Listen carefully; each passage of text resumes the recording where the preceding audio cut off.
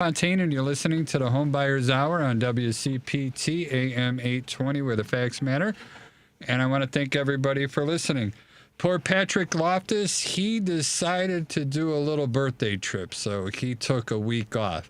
And I hope he's listening because I'm just going to call him lazy right behind his back. Watch out. Yeah, a little. Thank you for cheering so much, Joey. I really appreciate all that. So, but as we talk about the real estate profession and what's happening and stuff like that, I think everybody knows that I have a common denominator where I always try to seek out the people that really value building relationships of trust with their clients, and they usually are the same people that end up being pretty successful in this business. And I'd like to get them on here and get their stories, told. And the person here, James, I'm going to ask that you introduce yourself real quick. James Gurek, he's with Baird & Warner. And James, our conversation this morning was just awesome. You could see the passion. You could see everything else that you have for helping people buying a home. And I really take all that stuff seriously. So if you don't mind, please give us an introduction about you. How do people find out about you? And say hi to somebody special. Let them hear your voice over the radio. Yeah, no, I appreciate that. I enjoyed our conversation this morning as well. James Gurk, Baird & Warner, real quick, 43 years young. I'm a cancer survivor, two-time NCAA national champion, #1 best-selling author, and I'm a real estate agent with the #1 brokerage in the city, Baird & Warner.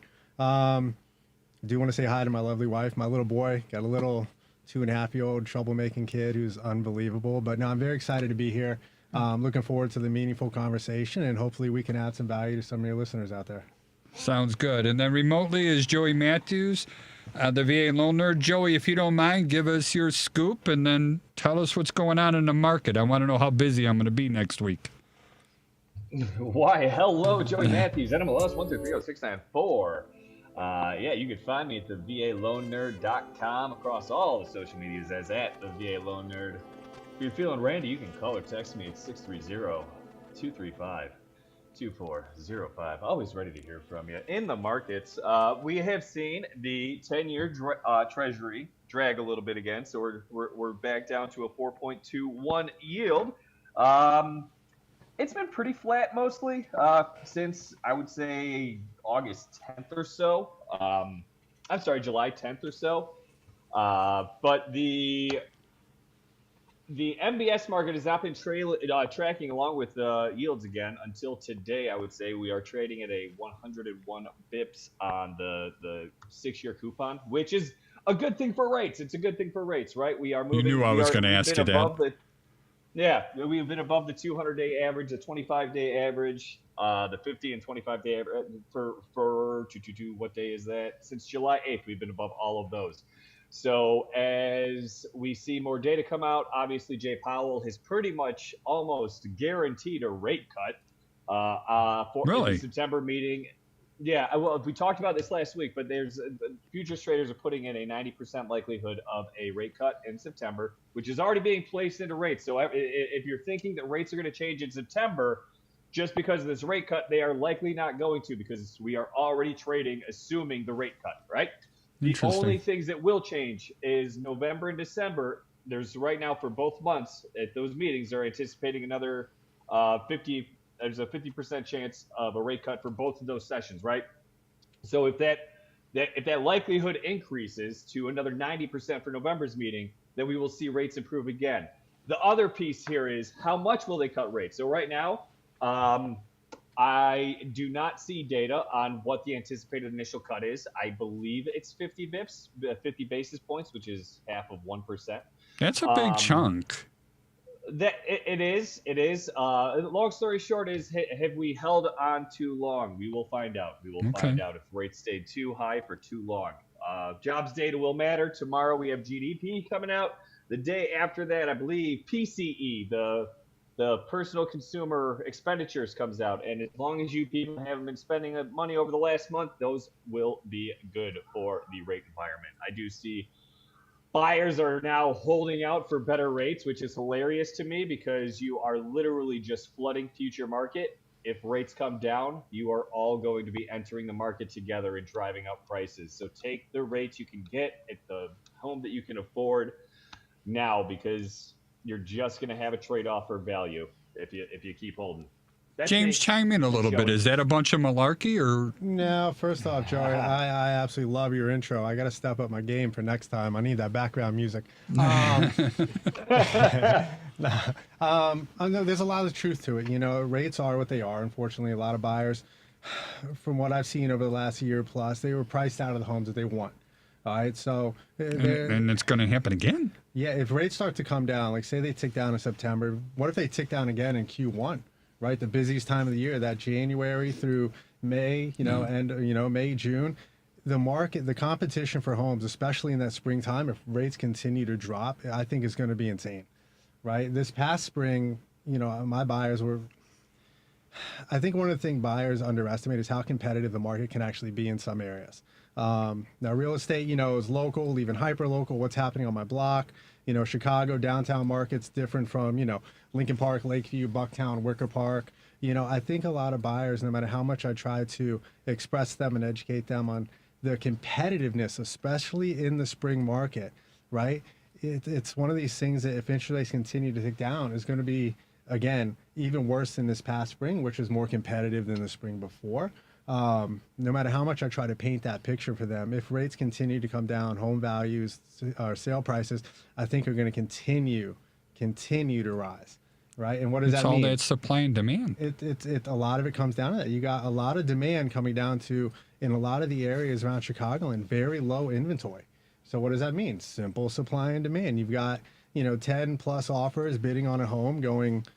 Say it's a $500,000 home, it may get 550, 575, full appraisal gap waiver. It's a very competitive market. So when it comes to buying or selling a home, it really comes down to that client, right? Is now the right time for you? Okay, so if I have a client who can buy a home now and, refinance the rate 6-12 months whenever they come down, it's the home they want, go get the home. Absolutely. Go get the home. You can always refinance. It's, costs what, $1,000-$2,000 to refinance, right? It's better than paying $50,000 plus over the market value of a home. No, but that brings up another point, though. I start thinking about expectations. Like I know Joey is passionate about everything that he does, and he crosses T's, dots I's. All right, I have faith in this man. James, you and I don't know each other that well, okay? But our conversation this morning was impressive. All right, you showed where you cared for the people. And the one thing that I think we really agreed on was a key word called expectations. And I learned this from my old fire chief. We consistently exceed customers' expectations. That's the goal, all right? And not through BS. We do it through legitimate things with teeth. So, and we were talking about how a lot of people think that mortgage brokers, home inspectors, attorneys, real estate brokers, we're all commodities, but we're not. So I wouldn't mind. How do you get how you're different to your clients in a short, concise way with not boring them to death like I do for bloviating every time I speak? All right. I started listening to a guy named Sharon Savatson not too long ago, and he's got a lot of great ideas on how to add value, for instance. Now, in this industry and in every, especially service-based industry, we always hear, you got to add more value, got to add more value, got to add more value. What does that actually mean? Okay, that's the $1 million question. What does value actually mean? All right, so rather than trying 100 different things, which I've done over the last 3.5, 4 years in real estate, it comes down to like, what if I were a client, what would I find most valuable? Okay, so if I go, we were talking about this morning, if I go into a cold buyer's consultation, right? Never met the buyer before, was not a referral. They reached out to me on one of the platforms and said, hey, thinking about buying a home, want to meet with you. Let's say they've met with 3 other agents already, okay? Realistic, every agent's going to show up with their buyer's guide, their information. They're going to talk about how great they are. They're going to talk about the buying process. They're going to talk about their team, how simple they're going to make it for them. At the end of the day, I've yet to see someone put out, it's what I call proof over promise. Say that one more time, that phrase, because I am stealing it. I told you I was going to. Well, I stole it from Sharon Savatson. So right. It's called proof over promise. What it is in a service-based industry, how do we actually get that client to experience what we are going to do for them in that moment, right? In a service-based industry, our product is what we can present, right? Now, the experience of that comes through going through the process, and in this industry comes to the final result, which is buying and selling a home, right?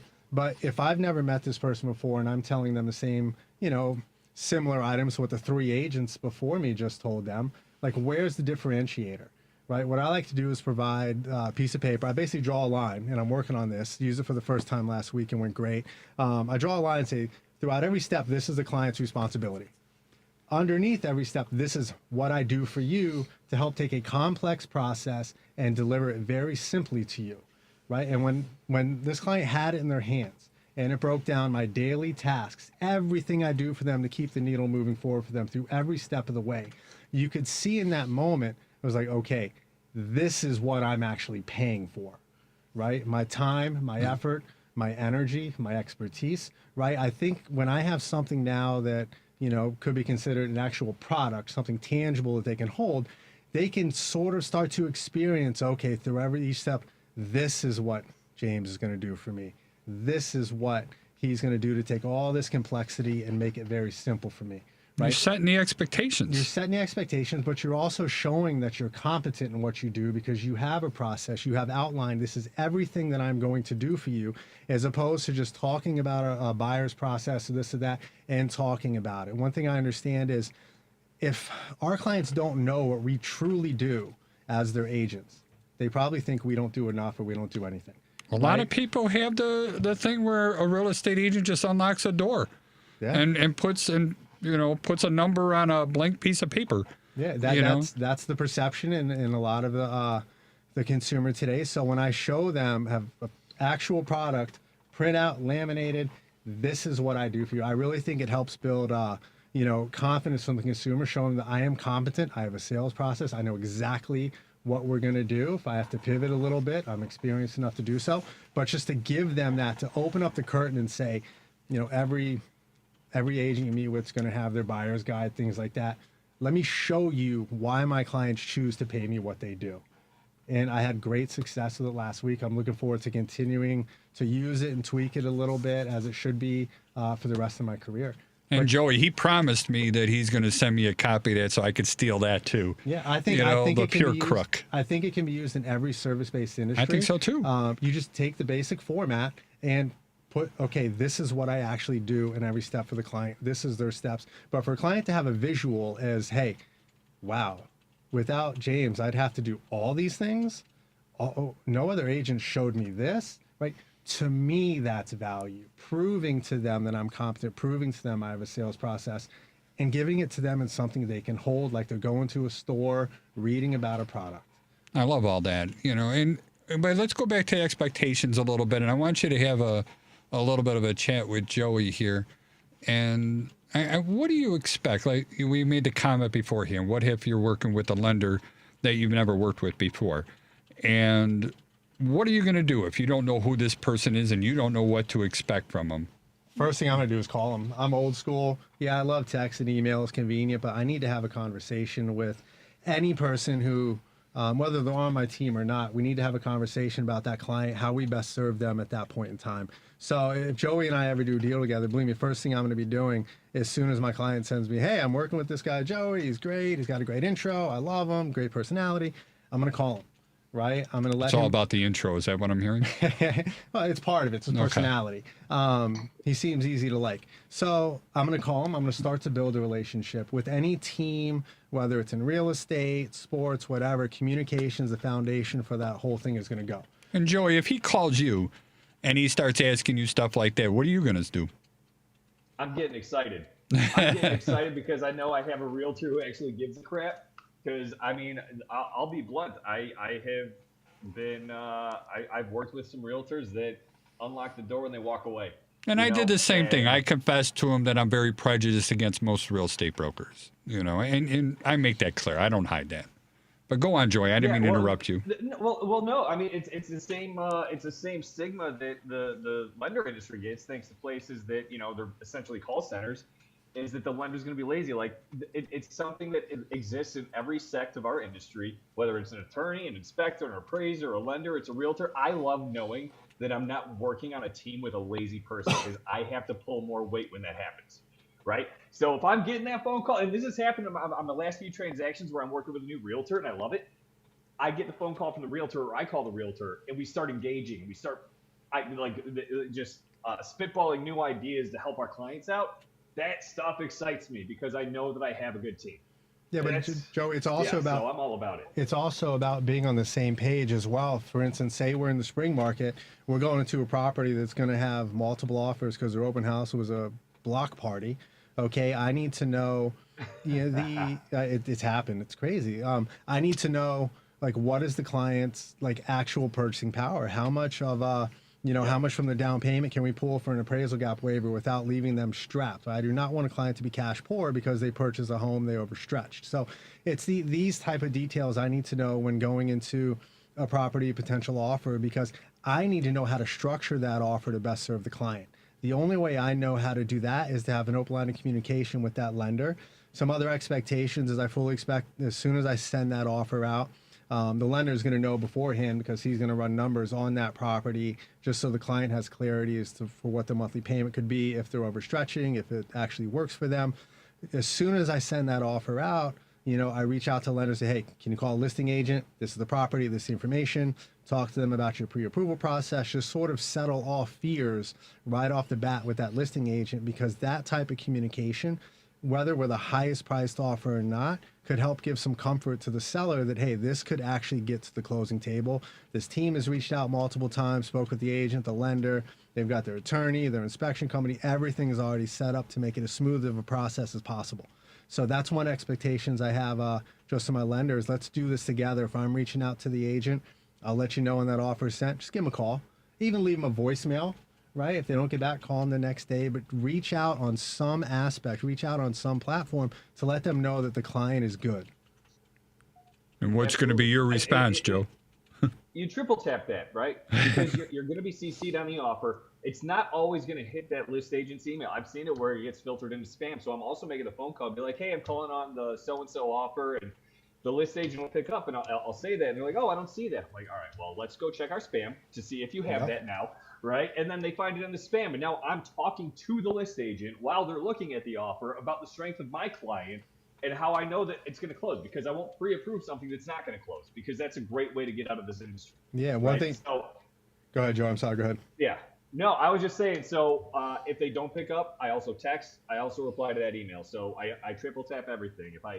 Assuming that they don't pick up, I also text and I shoot the email as well. Are you doing a Zombieland reference there with the triple tap? I know it's double tap, but I'm thinking it's Zombieland, isn't it?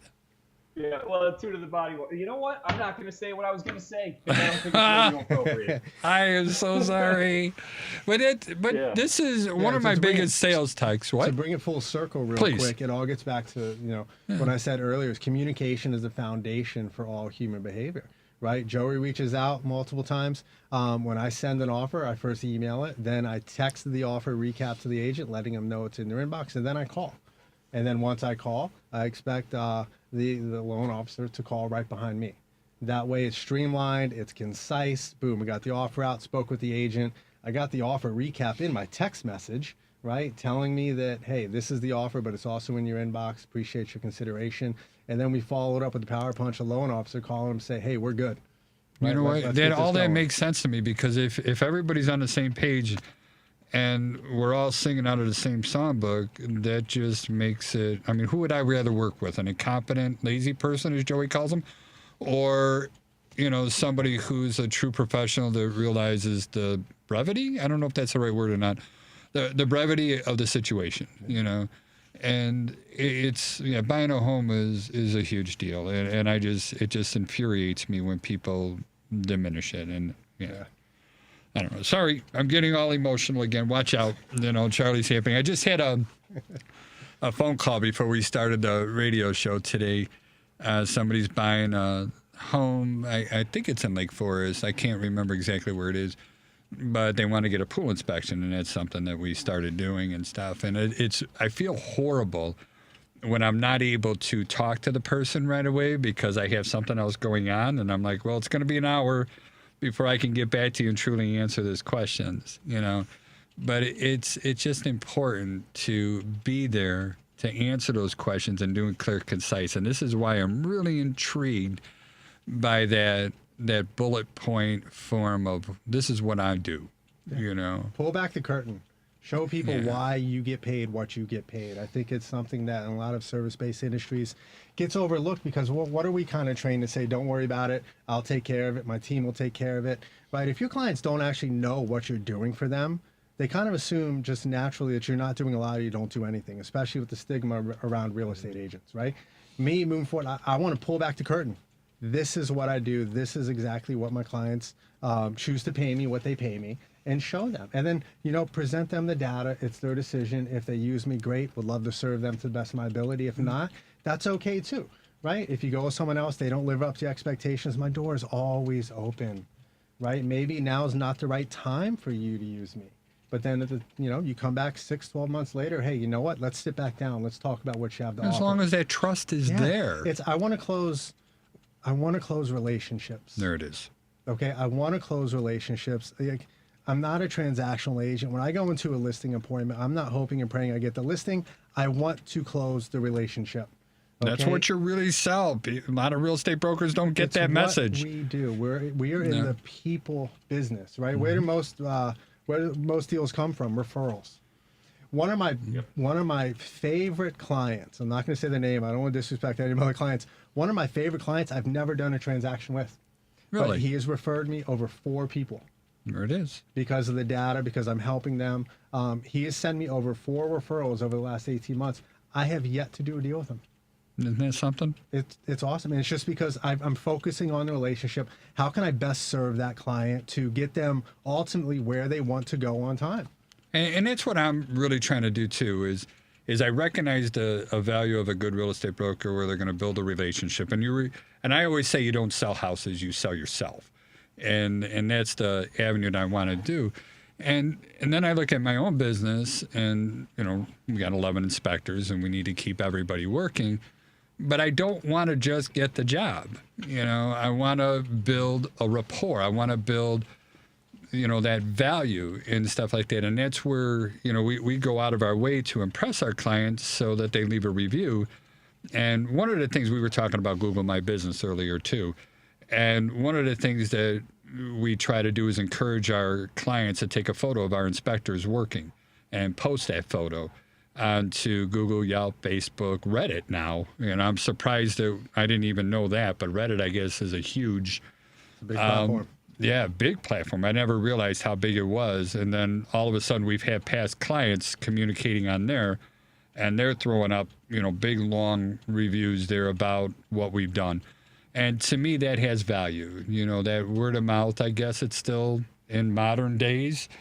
It used to be you would ask your neighbor, and today it's, you ask social media. It's same but different. It's same but right? different. The internet, social media has found a way to connect everybody in the world, right? Someone can literally take a minute, write down a positive review on whatever platform they like. Or a negative review. Or negative. It's a good and bad with everything.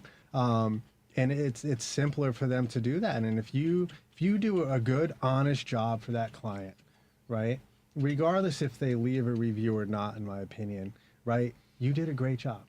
And then you keep, here's the important thing, you keep in touch with that client. That's where I fail. After you close. That's where I fail. That's where the relationship isn't just built. Yeah. All right. You continue to build it, right? You have to build upon it. I have different systems I have set up post-closing, right? And I'm not talking about parties and things like that. I'd love to have another client appreciation party, but like systems that add value. Like I have after clients lived in their home over a year, because I need some actual data, right? I send them we were talking about this earlier, what are called market value analysis reports, right?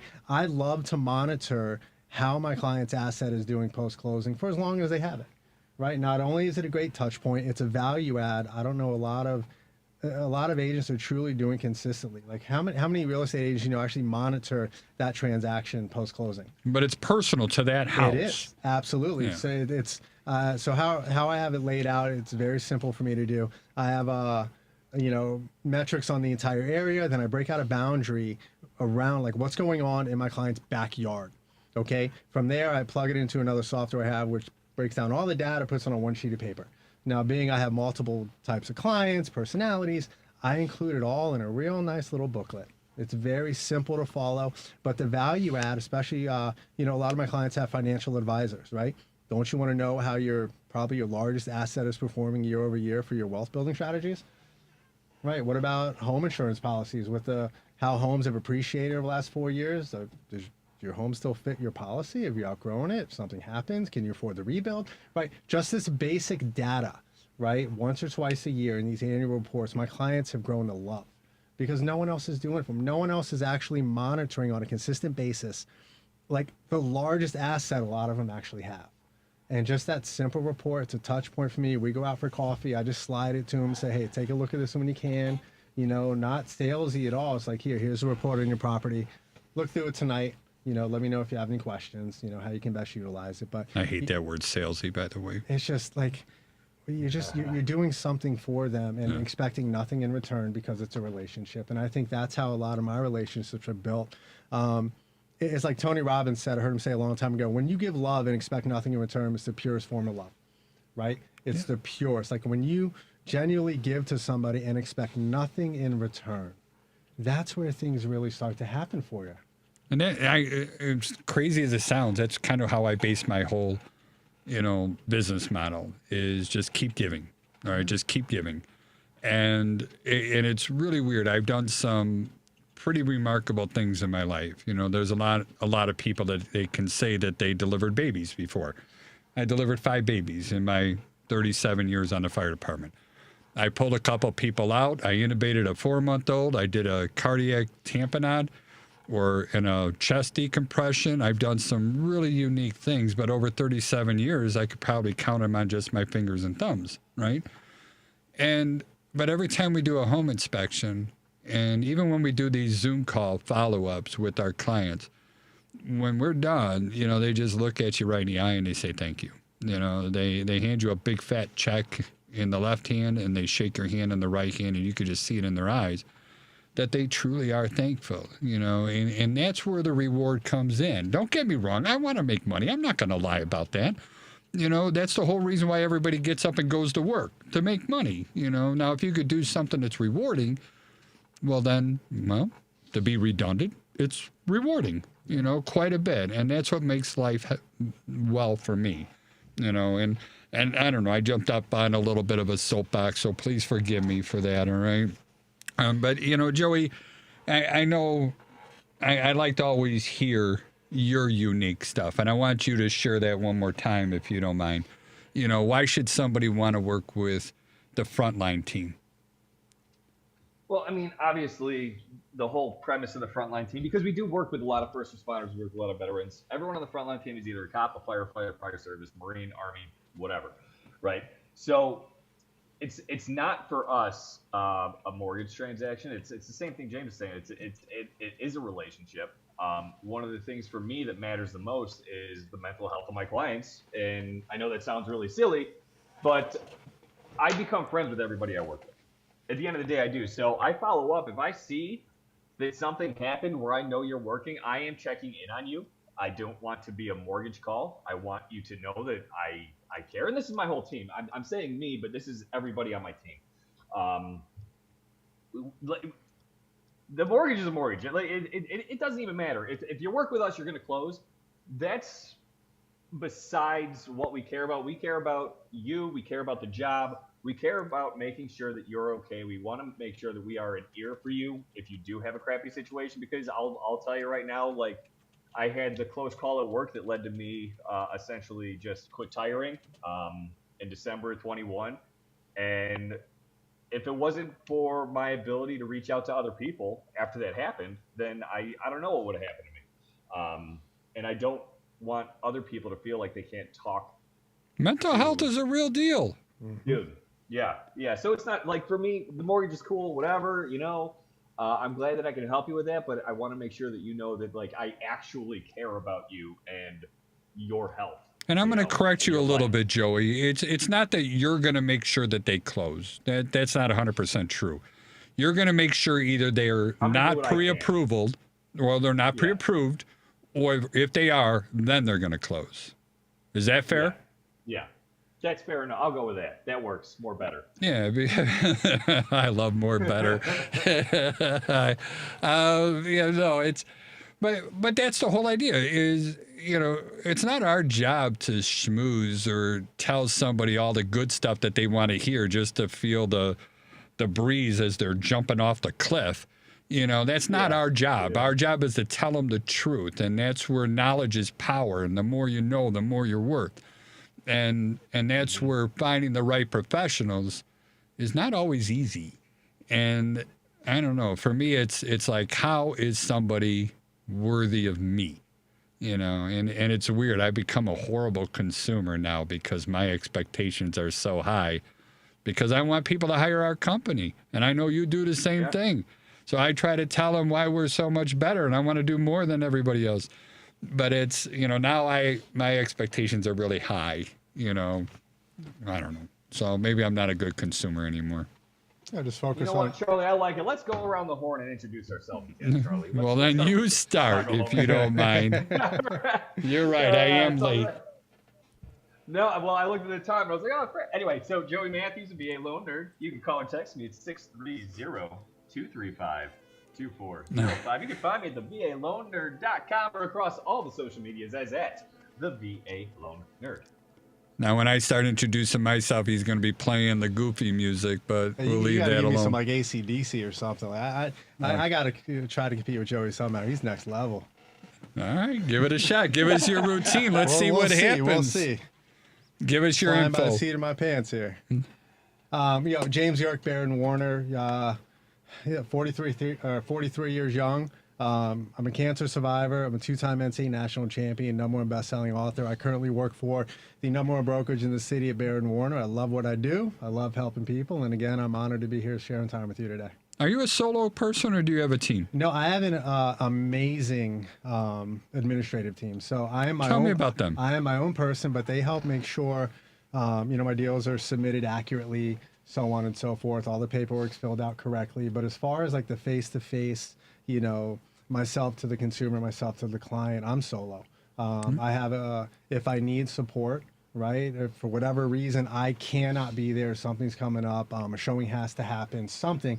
I have other agents I've built out very successful relationships with who can cover for me. I return the favor, help them out. Because when your business starts to grow and you try to scale, you need help somewhere, right? But I'm not. Even when your business is grown, you need help. Yeah, I'm not, I don't have 5 other people on my team where I land the deal and then they kind of take it from there and manage it. I hear that a lot. I don't, for me, like I want to know my clients, right? I don't just want them to be a number, right? I want to know my clients. So with where my business is at right now, I can probably continue to scale it up a little bit to at least 20 plus million before I even need to consider bringing someone else on because of the assistance that Baird Warner provides me with.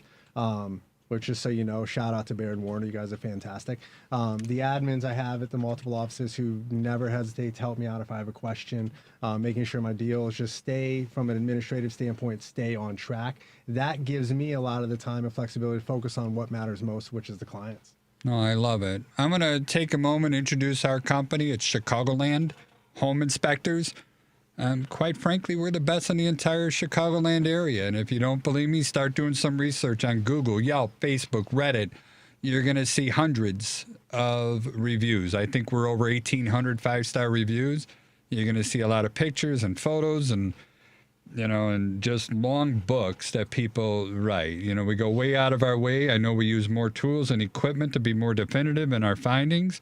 The Zoom follow-up calls that I do personally with all of our clients really helps them get prepared. It really helps the real estate agents too, because one of the biggest problems that I found is, all right, here's all these problems, and then we throw it in your lap.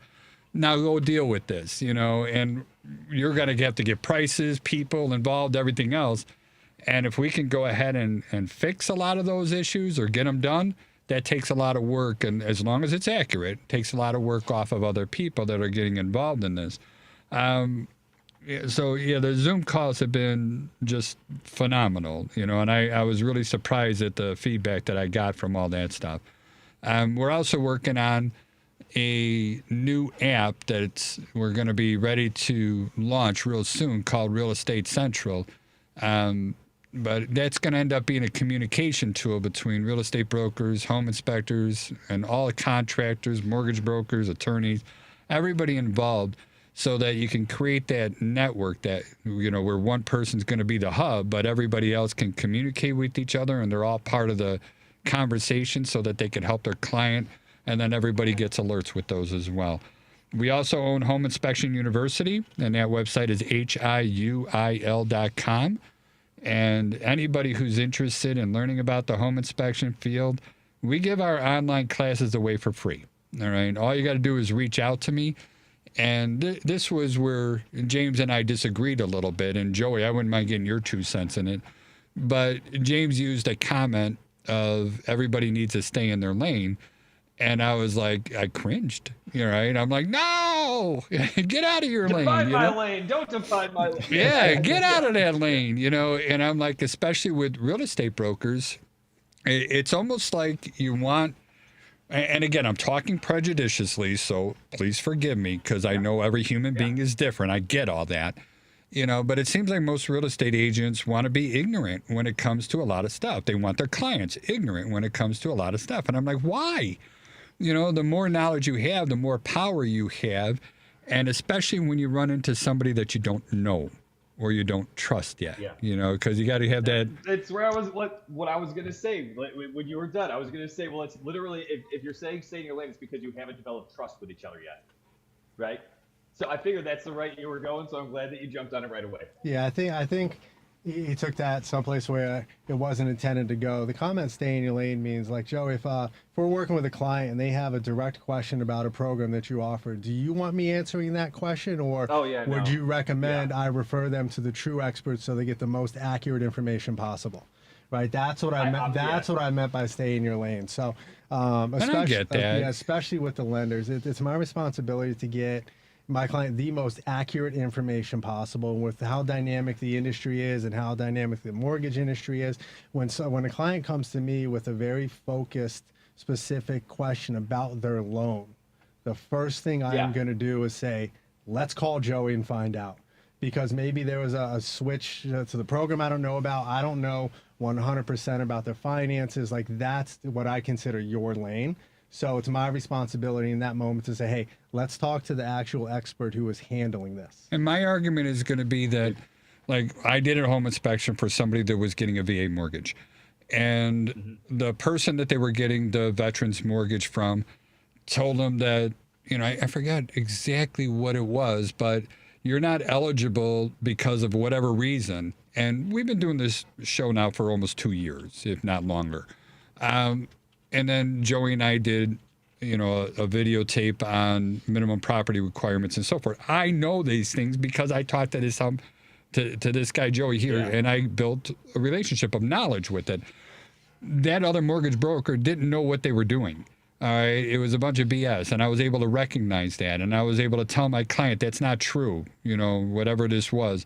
And then I put him in touch with Joey, just because he knows the rules. He knows how they're done. He knows how to, if the appraiser comes in too low, he knows how to question that and get it back up there. And Joey, you're better off explaining all that stuff. And I don't know if you can remember the one deal that I'm talking about that I sent to you or not. But off the top of my head, I'll just be honest, I can't. But I know what you're talking about. Yeah. At the end of the day, I compare it to playing basketball. Right? Everybody in the mortgage space can write a VA loan. They can, okay? I can play basketball. But if we are doing a 2-on-2 game and you got to pick your teammate, are you picking me or Michael Jordan? Right? I'm picking you. That's goofy because, well, my analogy's gone, and this is a great show, guys. I'm happy to wrap it. No. But that's the thing, is just because you can do something doesn't make you an expert at it, right? Yeah. I will tell you, and I have no problem saying it anymore because I have fixed VA loans for other companies, for friends at other companies, for other loan officers in my own company, where something comes up and they just assume that the appraiser is this infallible human being. Yeah. And they're either messing up my value or they're flagging things that aren't actually required to be flagged. I got one in Kentucky right now. They flagged me for needing a handrail on a stoop. It's a 3-step stoop going. Ah, into the 4 is house, the right? magic number. Well, so even better magic number. So it is going to be based on the municipal code, right? So if there's no building code about it, the VA technically there's nothing in the handbook that says you have to have the handrail. It is based on what is required by code for where you're buying.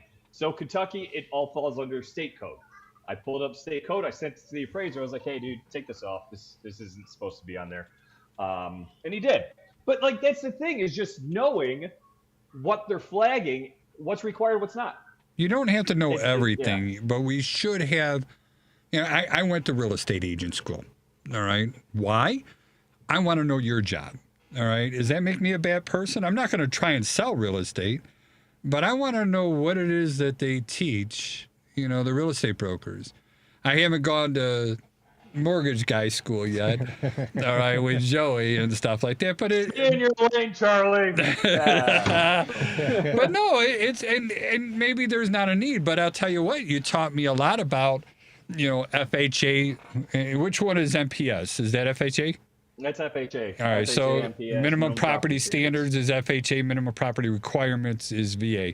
And you taught me a lot, which really I could pass that on to our guys. And now whenever we're doing an inspection, we're going to be there before the appraiser gets there. And we could say that, oh, yeah, this is going to be another visit out here if you don't get this done before the appraiser gets here. So let's save some money and get it done before the appraiser comes out here. It's not a lot of stuff on that list. And you don't know how happy I am that you said 3 steps and handrail and you caught that. I got to tell you, I'm just so happy. But see, this is where my comment is having the best teammates around and knowing Yes. what my main responsibility. I would have not known the 3. Like, I'm not that specialized in the VA and mortgage industry. Yeah. Right? Do I have a general understanding? Absolutely. You have to. But when it comes down to very specific, important items, right, I'm not going to guess on it. Right, massive liability. I'm not serving my client not doing them any justice. That's why I like, getting back to the whole vetting we were talking about earlier. Like, if I didn't know Joey, what's the first thing I'm going to do? I'm going to vet him. Why not? I'm You going to should. see how good he is. I'm going to see if I can rely on him when my clients need it most, say with this VA handrail thing. You should be doing that to every professional Everybody. that you work with. Every single buddy. That's why I've been very blessed to have a team around me, from attorneys, inspectors to loan officers. Joey, I'm looking forward to building a relationship with you. All because he has the magic voice and I don't. He has the military on the move. He has the military, and he sounds like he really knows what he's doing. He does. So Yeah. if like, I would not have known the answer to that 3-step on the VA, right? But if I know I got Joey who knows everything about the VA process, yes, I'm going to be like, let's call Joey. Yeah, and it's not just VA. And but- and vice versa. I don't think Joey's going to feel comfortable putting together a full-blown CMA on a property where my client's going to have to probably go in over a list, right? So Yeah, no, I'm not going to do this.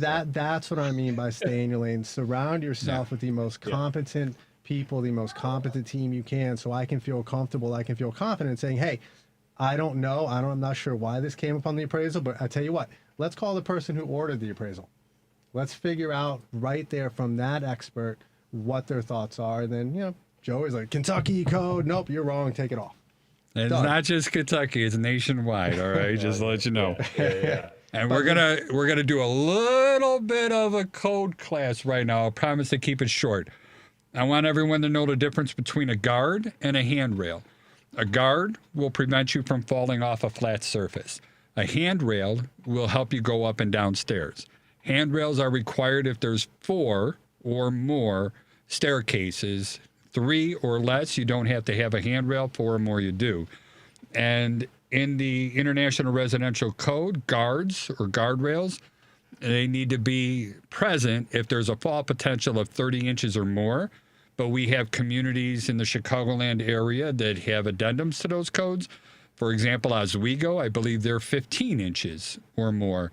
They require a guardrail put on the stuff. And when we're talking about the city of Chicago, the minimum height there of those guardrails has to be 42 inches on exterior guards, where all the suburbs, they only have to be 36 inches. All right. So that's knowing stuff like that, so that, like, if you're dealing with a home inspector that you're not familiar with, and I always want you to rely on me. If you ever have a question, you don't know me that well. You don't know if I'm full of crap or not. But I We'll really find out, feel Charlie. like We'll I find out. know what I'm doing. All right. I've been doing this long enough and teaching people long enough. And if it's right, it's right. If it's wrong, it's wrong. You know, You seem like a genuine person who cares about people. that's the right? important part. And That's what I believe for me, in. that's the gatekeeper, right? Like, Yeah. okay, does this person deserve a shot or not, right? Yeah. If you come off as genuine with a good heart, and I'm all about opportunity, right? You can never have enough contacts in this world. Inside real estate, outside real estate, right? Life's about relationships. So Even if we don't work together, yeah. it doesn't matter. If As long as someone- we can trust each other. someone That's comes all. off as genuine, good heart, good mind, wants good things for good people. For me, I'm like, okay, this is a good person. Yeah. Right? I can sit down, have dinner with this person, lunch. We can do some business together, see what goes or see how it goes. But for me, like that's the entryway right there. If I get a bad vibe from someone or think, they're solely about numbers and things like that, that's not how I'm building my business. Yeah, I talk with a few of the other bigger companies in the area, and I just heard people saying stuff, other inspector competitors, like the guy that probably has the biggest market share, his priority is speed. He wants to do everything that he can to shave off minutes from the time that they're on site doing the inspection. He feels that the real estate agent is his client, and he doesn't want them wasting their time on a home inspection. And I'm just appalled by that. I have other competitors that they limit the amount of defects that they put in a report to 15. We're going to put 10 to 15 items in there. That's it. I love your look right now, James. He's like, what the hell? Who does that? It's a disservice. I think so If too. that's happening, it's an absolute disservice. But on the same note, let me talk about my weakness. We average around 70 issues that we put in a home inspection report. A lot of those issues are minor things, all right? But sometimes it scares the bejesus out of my clients. And I don't know that until I get a chance to talk to them, until I get a chance to hear what's serious in your mind. All right, let's talk that out. Like GFIs. We mark them in big red color boxes and everything else. And people get freaked out about it. But I'm like, okay, listen, I believe in GFIs. I truly do. But we're talking $25 and 15 minutes, all right? It's not, something to panic over, for crying out loud. We have a bunch of handymen that could go ahead and fix these things or install them, and I think they're good things. And I don't know, and I downplay the GFIs quite a bit just because the cost to cure is so low. Am I wrong on that? No, they're probably in 80% of inspections you do. If not 98. And also underneath the little accordion tube underneath the sink. Oh, God, yeah. There are things that I see come up in inspections quite often. I've been Yeah. doing this long enough to understand what's a major issue and what, is typically minor. I also understand by law you have to put things in certain colors, so on and so forth, which is why, I require that at the end of the inspection, the inspector go through the summary with my client and give them a little more perspective as to this is the real issue. Oh, wow, it's electrical issue. It's $18 part at Home Depot. We can work through it. It's not a $500 credit like your father's saying. It's things like that. That was a nice one. I like It that little. happens. It does And God happen. bless them. They want what's best, right? And I'm all about negotiating. I'm all about saying, hey, let's get this property for as little money as possible. But it depends on the situation. If we had to go multiple offer and it's as is, if we come back and ask for something, it has to be a legitimate ask. The HVAC system better be leaking. Humidifier better be done. Like something has to come up that we weren't initially told about. Like, hey, the HVAC unit, everything's just fine. All of a sudden we show up and the AC conductor is completely busted, right? It has to be something major, in my opinion, for us to come back and say, okay, I know we said as is, but just so you know, this is the issue with the home. Like, let's have a conversation about this to see if we can work this out to keep this deal moving forward. And this is kind of where I was going, the more you know again, because sometimes home inspectors don't know. The biggest thing I tell new inspectors when they start out in this business is that you want to be a licensed plumber in the state of Illinois, it's 5 years of schooling and on-the-job training. You want to be a licensed plumber in the city of Chicago or the metropolitan area here, another 5 years of schooling and on-the-job training. HVAC, 4 years. Now you start adding on the roofers, the framers, the concrete pourers, the garage door, the window, the door cabinet, the countertops, insulation, the painters even, everything, the hardwood floor installers. There is so much to know, but don't worry. All you got to do is listen to Charlie for 60 hours on a YouTube videos and get 70% on a multiple choice test.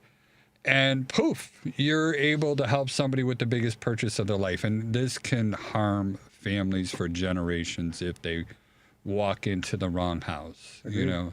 I think the entry level, the barrier has to be increased on some level. And we're trying. We as a state association, which I'm the president of right now, we just got passed into law that all new home inspectors, and this is going to start January 1, 2025, all new home inspectors have to take a field exam, all right, where they're going to go up head to head with somebody like me. And you need to find at least 70% of the stuff that I find in a house. So there's no multiple choice. There's no signs. There's no 104. These are the defects that we're documenting these things in there. And you need to get 70% of those if you want to pass. And if you don't get the 70%, we're going to tell you what you missed.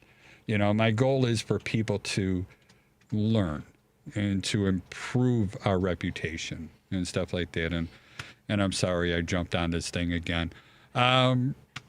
Joey, if you don't mind, give us your contact information. We're getting short on time, and I need to thank Devin here for doing all the magic. Always, Joey Matthews, the VA Loan Nerd. You can find me at thevaloannerd.com or across all the social medias as that. The VA Loan Nerd. You can also feel free to call or text me at 630-235-2405.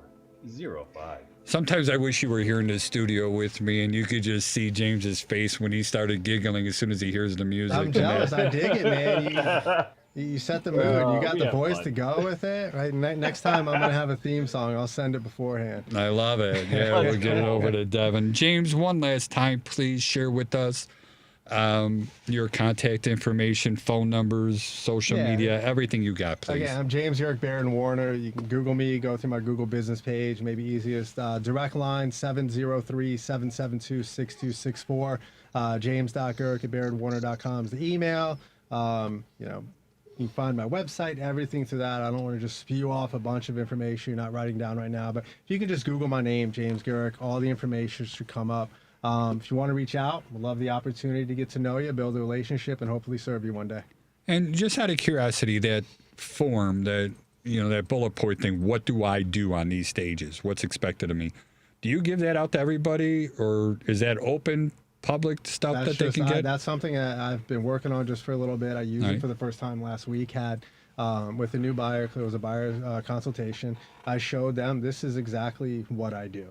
Okay. Right? I've opened the door for them, showed them why my clients decide to pay me what they do. And you could just see kind of an aha moment, like, oh, so this is what you do, as opposed to, every agent has. Does anybody ever ask you to do all the real estate agents do this? I've only done it once. You've only, that form, but I'm talking about the list.